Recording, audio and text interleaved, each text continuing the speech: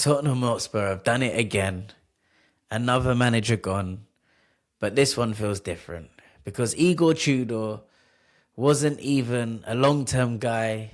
He was brought in to save Tottenham Hotspur from complete disaster. And just 6 weeks later, he's out. And honestly, this isn't just about football. This one's obviously a bit deeper. Let's break it all down. So now, Tottenham Hotspur have officially confirmed that Igor Tudor has left the club by mutual consent. Alongside him, his coaching staff, Thomas Slavrogic and Ricardo Ragnacki, have also gone. Now, Tudor came on to replace Thomas Frank after he was sacked with just one mission: to keep Tottenham in the Premier League. Now, that's it.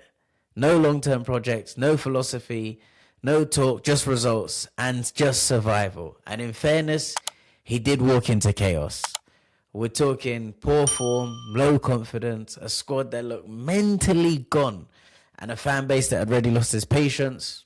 But here's where it hits differently, right? Because during all of this absolute bedlam, Tottenham Hotspur lost 3-0 to Nottingham Forest last week, and Tudor sadly lost his father. I think it must have been during the game, because I know straight after the game he went over, literally left the ground, sorry.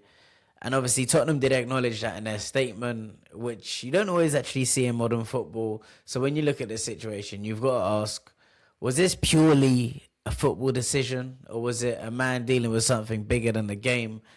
And sometimes football just isn't a priority. Now, let's talk about what we did see on the pitch. 6 weeks of nothing.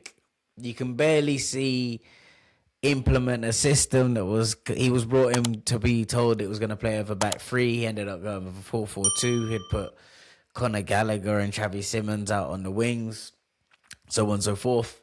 And in that time, let alone manage to turn around a struggling team. And if we're being real, the problems at Tottenham go way deeper than just the one manager.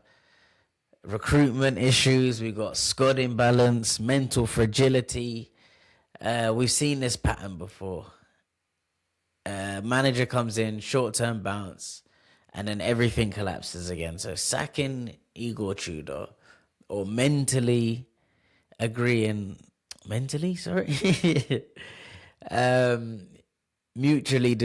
terminating to agrees contract, whatever they said in their appointment, doesn't actually fix the core problem, and it just resets the cycle again. How many managers? We've done the Igor Tudor now, we've done Thomas Frank, we've done Ange Postecoglou, we've done Maurizio Pochettino, Antonio Conte, Jose Mourinho, Christian Stellini, Ryan Mason. Look at the amount of managers we've been through. But how many managers did it take before this club really takes a look at itself in the mirror? Because let's be honest, since the highs of the Champions League in 2019, when of course we got to the final, it's been a steady decline. Different managers, different styles, same issues. And now you've got, once again, another reset with the Cubs still fighting at the wrong end of the table as well. And at some point, it's not just about who's on the touchline. It's about what's happening behind the scenes. So where do Tottenham Hotspur actually go from here? Because do they bring in another firefighter, or do they even try and build something long-term, even in the middle of the crisis, which is obviously extremely hard because there's, 7 games left of the season.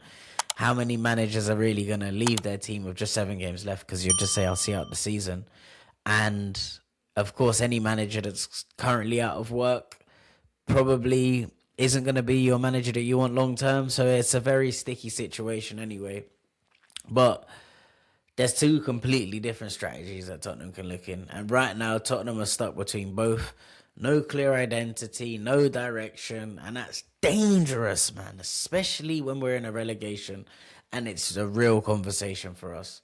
But for me, this sacking feels like more like a situation that it's meant to happen, whereas it wasn't meant to continue. It couldn't continue how it was going under Igor Tudor.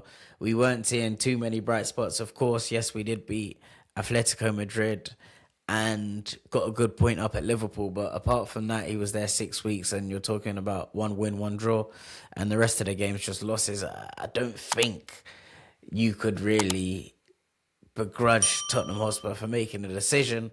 However, you got to look at maybe the decision to even bring him in as well. I know people compared him to Winston Wolf and all of that, and he didn't clean up any mess. If anything, he made that mess dirtier. It was just like he was like a kid that came in and just went, when kids come in to try, once you're cleaning and you just make everything worse. That's what's just happened with the situation.